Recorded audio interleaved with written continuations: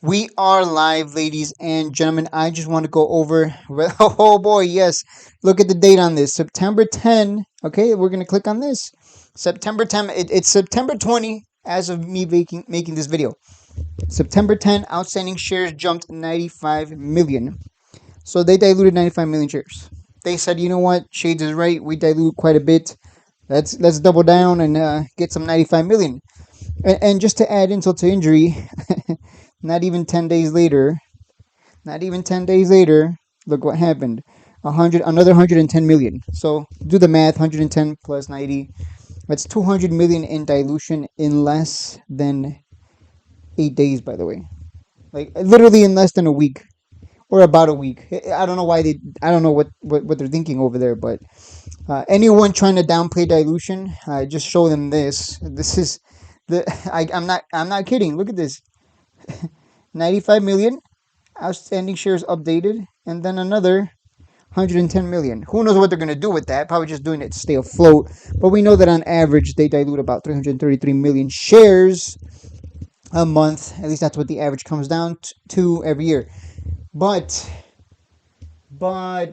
maybe that'll change moving forward because Steve Reinhardt has said that dilution should be trending to the downside. We'll see if that's true though, but doesn't bode well for him to say that and then and try to downplay dilution, only to then add a healthy 200 million. So probably no surprise that the stock tanked. They did this when the stock ran, really. Anyways, it doesn't matter. Another thing, of course, is let's see.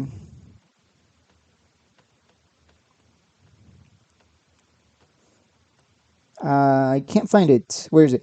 Is the fact that we haven't extended the no reverse split claim by another year, despite the fact that I've indicated we're leaning that way, holding back potential buys? Absolutely.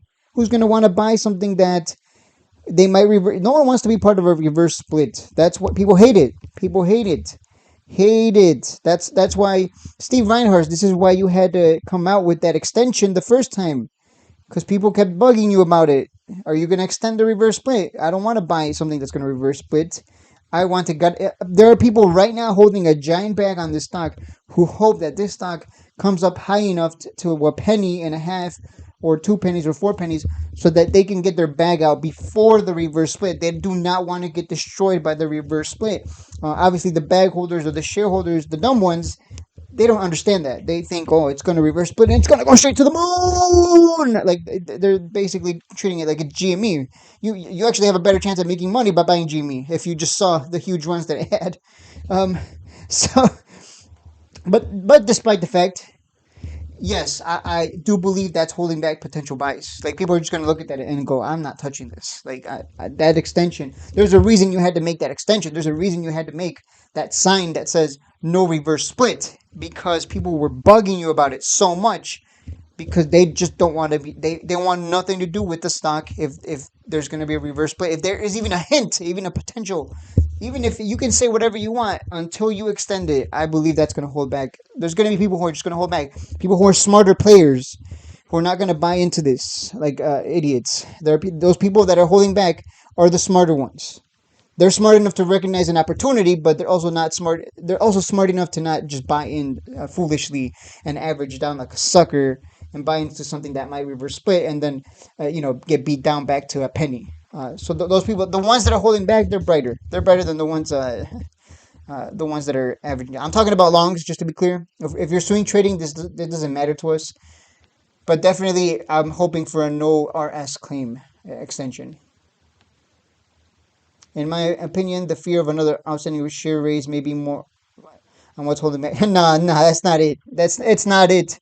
It's not the outstanding share. Yeah, it's not. It's not the authorized shares. It's not that. The reverse split is what can destroy people. It's happened so many times. I mean, look at Mullen's stock, for example. It just keeps getting destroyed. It keeps reverse splitting. It just did it recently. It just did it. They do like 1 for 100 every month, it seems, and it just keeps coming back down.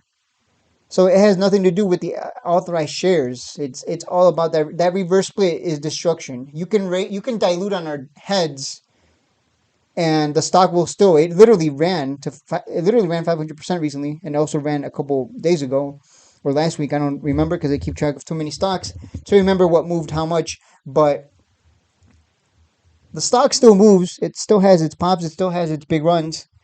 So it's not the authorized shares. This guy doesn't know what this guy's not very bright. It's not the authorized shares. That doesn't mean anything. It's the reverse split is what destroys people. All you have to do is look at Mullen for that. However, leaning that way still doesn't make it concrete. That's true. Okay, so maybe he does have a brain. Leaning that, I look, I like having a little fun here, but however, leaning that way still, yeah, he needs to make it concrete. It doesn't matter. I don't care. Yeah, make it concrete because we can't trust CEOs of the OTC. You got to make it concrete. That's why you had to make it concrete in the first place. Until the no RS claim is officially extended, then the threat of the RS returns in January. No, it doesn't return in January. It's still a threat. It's still a threat. If you're smart, you already see it as a threat ahead of time. You already see it as a threat. Like, oh my God, we're months away from that. If it's not going to get extended, I'm just, why even touch it? So it's not even a real threat uh, in January. It's a threat now. Like the closer we get, the bigger a threat it's already been a threat. The smarter ones already noticed, like, hey, he didn't extend it in mid June like last year. What's going on? I would say that it's generally the constant dilution and authorized shares raises are the biggest roadblocks. Well, yeah, those are the biggest roadblocks, but the biggest thing that's going to prevent people from getting in is it's going to be that reverse split. No one wants that.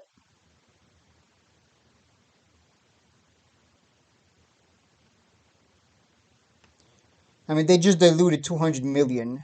So, yeah, no, Steve needs to extend that as soon as possible because no one's going to be it yeah, it's funny now that I think about it.